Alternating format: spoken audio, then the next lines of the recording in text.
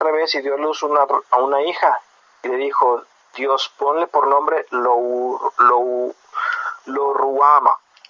Dice, porque no me compadeceré más de la casa de Israel, sino que los quitaré del todo. Otra vez, aquí viene otro hijo, una hija, y le dice Lo Ruama. ¿Ok? Dice, no me compadeceré más, no me compadeceré más. Esto es no compadecerse. Dios, hermanos míos, hasta este momento, aunque el pueblo había estado viviendo en pecado, en soberbia, en falta de conocimiento, Dios había mostrado una bondad para con ellos, hermanos. Y esto, fíjate bien, hermanos, es un arma de dos filos, porque Dios es bueno, hermanos, es demasiado bueno. Y dice la palabra en Romanos capítulo 2, versículo 4, o menosprecia las riquezas de su benignidad, paciencia y longanimidad, ignorando que su benignidad te guía al arrepentimiento. Pero por tu dureza y por tu corazón no arrepentido, atesoras para ti mismo ira para el día de la ira y de la revelación del justo juicio de Dios. Esto quiere decir, hermano querido, y como lo he mencionado en anteriores sesiones, de que el hecho de que tú tengas un buen trabajo, de que tengas una buena posición social, de que tengas un buen carro, que tengas una buena casa y que todo te esté yendo bien, no indica necesariamente que tú estás bien con Dios. No lo indica. No te dejes engañar por esas cosas, porque no necesariamente es así. Y Dios, hermanos míos, había sido demasiado bueno con su pueblo. Los había bendecido mucho todavía, a pesar de que ellos estaban mal. ¿Por qué? Porque estaba esperando que su benignidad los guiara al arrepentimiento. En su benignidad les estaba mandando profetas que los amonestaran y les advirtieran del juicio que venía. Ya les había dicho a través del primer hijo de Jezreel, mira, va a terminar la dinastía de Jeroboam, no más, el arco de Israel será quebrantado, no va a haber ejército que los proteja. Olvídense de esa falsa seguridad que tienen, por favor, les estaba diciendo Oseas. También estaba diciendo, ya no va a haber más compasión de parte de Dios. Israel, hermanos, sería juzgada. Fíjate, Dios retiraría su misericordia de la nación de Israel y le permitiría sufrir por su pecado. Después vino otra hija, dice aquí en el versículo 9, y dijo Dios, ponle por nombre Lo-Oami, porque vosotros no sois mi pueblo, ni yo seré vuestro Dios. Y aquí es donde aplico, hermanos, lo que hablaba hace ratito yo, de cómo me lo enseñaron a mí, de que muchas veces usamos el nombre de Dios en vano. No, yo amo a Dios. Mentira. No cuando actuamos realmente, hermanos, con un corazón apartado de Dios. Dice, no sois pueblo mío. Dice así la palabra de Dios, ni yo seré vuestro Dios. Bueno, esto es bien tremendo, bien poderoso. Fíjate bien, hermanos, Dios les estaba diciendo aquí a través del profeta que ya no iban a ser pueblo de Dios. Hermanos, en un tiempo, en el programa de Dios, Israel estaría fuera de la comunión con Dios, ¿okay? Y su pueblo no sería su pueblo como una vez lo había sido. Esto, hermanos, es lo que está sucediendo con el pueblo de Israel hoy en día. Y que sucedió, fíjate, cuando el ejército de los asirios llegaron, sitiaron a Israel, lo tomaron, nunca más volvieron a ser, hermanos, una nación Israel. Unos años después, ¿okay? Judá también, hermanos, fue tomada y ellos fueron para Babilonia. A Judá se le permitió regresar después, pero nunca más volvieron a ser aquella nación poderosa. Y hoy en día, aunque han regresado a la tierra, todavía, hermanos, no son lo que eran, hermanos, cuando Israel estaba en su apogeo. Ahora, algún día van a hacerlo, definitivamente, pero todavía no. Ellos habían traspasado su pacto, hermanos, el pacto de Dios. El becerro que ellos habían construido no podía, hermanos, traerle la santificación que ellos estaban buscando o que ellos pensaban que tenían. Fíjate bien, dice el versículo 5 del capítulo 8. Yo lo leí hace ratito, pero lo voy a volver a mencionar. Dice, tu becerro, oh Samaria, te hizo alejarte. Pero se encendió mi enojo contra ellos hasta que no pudieron alcanzar purificación. Hermanos, sin Cristo, fíjate bien, sin Cristo no vas a alcanzar purificación. Sin la palabra de Dios no va a haber purificación, no va a haber santidad. Santifícalos en tu verdad, dice la palabra, tu palabra es verdad. No va a haber santificación, hermanos, escúchame, si no estás leyendo la palabra de Dios diariamente, no va a haber santificación. Hace muchos años atrás, a mí me dijeron de la Biblia, este libro te aparta del mal, pero el mal te aparta de este libro.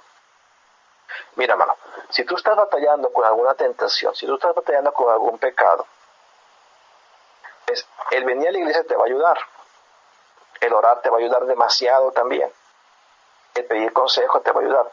Pero lo que realmente va a ser efectivo en tu vida va a ser el leer la palabra de Dios diariamente. Diariamente quiere decir que un día sí y el otro también. Un día sí y el otro también. O sea, todos los días leer un poquito de la palabra, todos los días. O sea, hoy, mañana, pasado, todos los días. No solamente el domingo cuando vengas a la iglesia, y si es que va a ser el miércoles o el jueves, no sé qué día tengas reunión de oración o estudio bíblico en tu iglesia. Es importantísimo ir a la iglesia, por favor, no me malentienda. Pero, hermanos, eso no es suficiente. Y tampoco estoy, hermanos míos, diciendo que tú agarres un librito devocional y que leas un cuentito por allí. Y hermano, esto a esos hasta cierto punto son buenos, pero no es suficiente. Tú tienes que leer la palabra de Dios. Tienes que leerlo. ¿Recuerdas el versículo que te dije que te aprendieras? Les escribí las grandezas de mi ley y fueron tenidas por cosa extraña. Tenidas por cosa extraña. La palabra de Dios, hermanos, es una cosa tan grande. Es una grandeza. Y la tenían por cosas extrañas.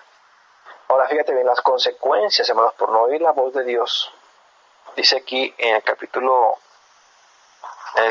9, fíjate bien, dice, bueno, ¿saben qué? Mejor voy a pasarme ese punto para poder avanzar mejor.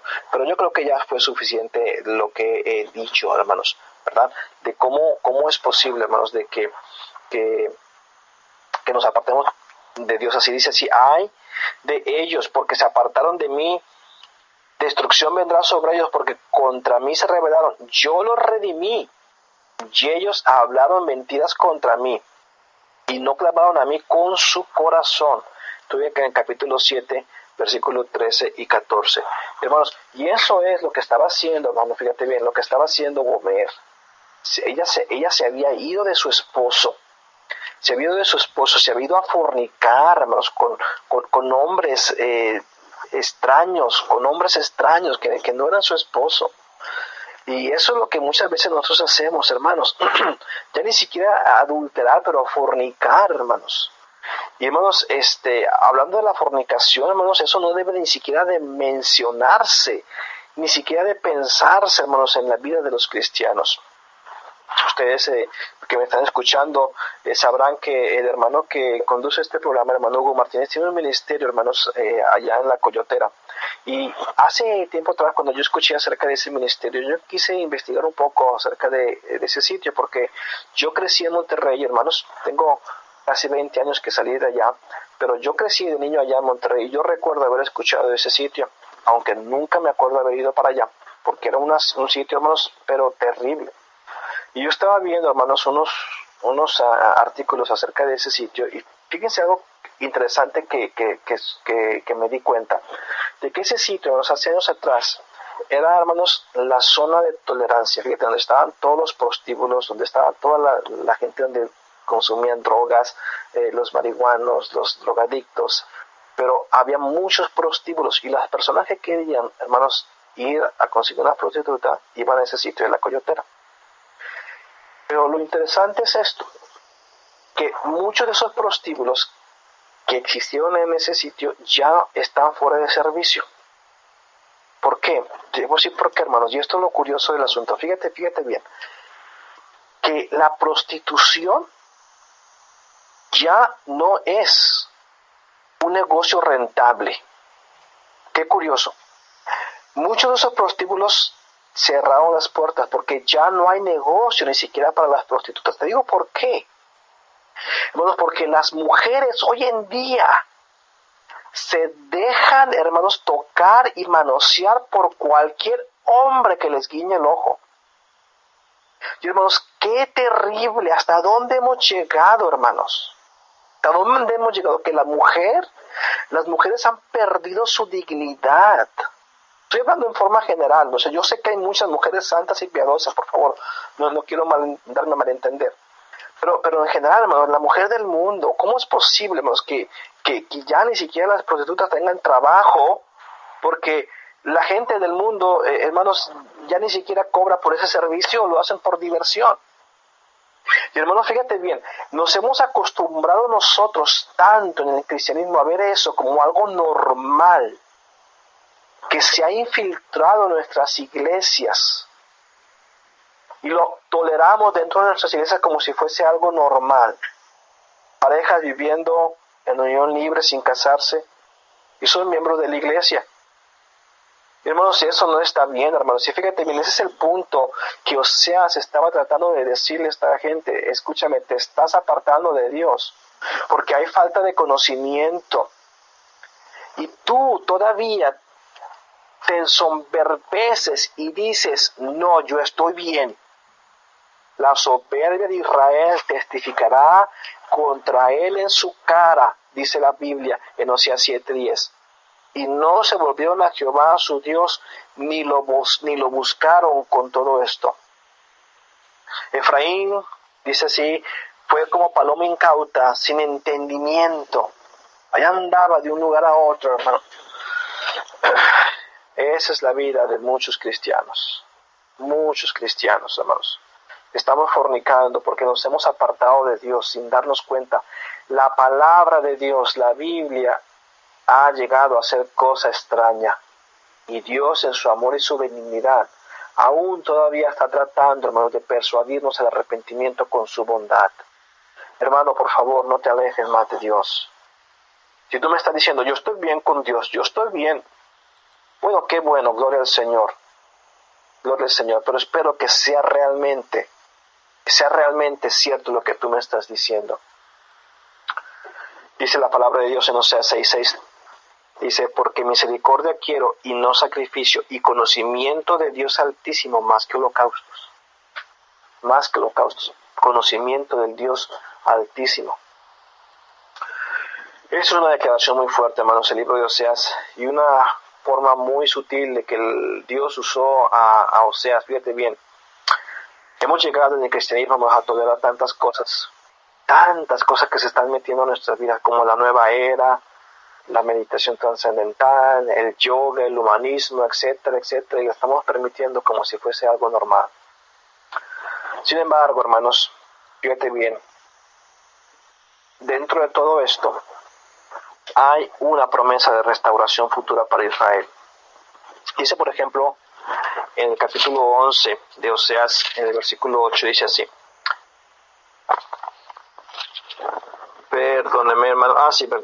Perdóname. Sí, es que pensé que estaba mal. Aquí estoy en el capítulo 11, versículo 8. Dice así. ¿Cómo podré abandonarte, oh Efraín? Te entregaré yo, Israel. ¿Cómo podré yo hacerte como Adma o ponerte como Zeboim? Mi corazón se conmueve dentro de mí, se inflama toda mi compasión. No ejecutaré el ardor de mi ira, ni volveré para destruir Efraín, porque Dios soy, y no hombre, el santo en medio de ti, y no entraré en la ciudad. En pos de Jehová caminarán, él rugirá como león, rugirá, y los hijos vendrán temblando desde el occidente. Como ave acudirán velozmente de Egipto y de la tierra de Asiria, como paloma, y los haré habitar en sus casas, dice Jehová. Fíjate, hermano, aquí está hablando, hermano, de una restauración futura para su pueblo. ¿Ves? Podemos ver, por ejemplo, Oseas capítulo 14, versículo 4, dice, yo sanaré su rebelión, los amaré de pura gracia,